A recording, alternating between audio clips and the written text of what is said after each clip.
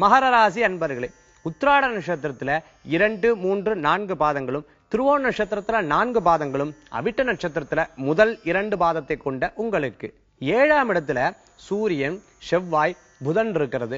மேலும் 7ஆம் இடத்துல சூரிய பகவான் இருக்கிறது நினைச்ச காரியங்கள்லாம் நடக்கக்குண்டான தன்மைகளை ஏற்படுத்தி கொடுக்கும். வயதானவங்களுக்கு குழந்தைகள் மூலமான நல்ல செய்திகளும், குழந்தைகள் மூலமா அன்பா பார்த்துக்கிறதுக்குண்டான வாய்ப்புகளை பெற முடியும். அவர்களுக்கு தேவையான மருத்துவ உதவிகள், இது போன்ற நல்ல நல்ல காரியங்கள்லாம் நடக்கிறதுக்கு உண்டான தன்மைகள் உண்டு. ஆனா அஷ்டமாதிபதி தான் 7ஆம் இடத்துல இருக்கங்காட்டி தேவையில்லாத மனக்குழப்பங்களும் மன பயங்களும் சில நேரங்கள்ல இருக்கும். தெய்வீக வழிபாட்டின் மூலமாக பயத்தை போக்கிக் கொள்ள முடியும். மேலும் 9ஆம் இடத்துக்கு உண்டான புதன் சப்தமஸ்தானத்தில் இருக்கிறது.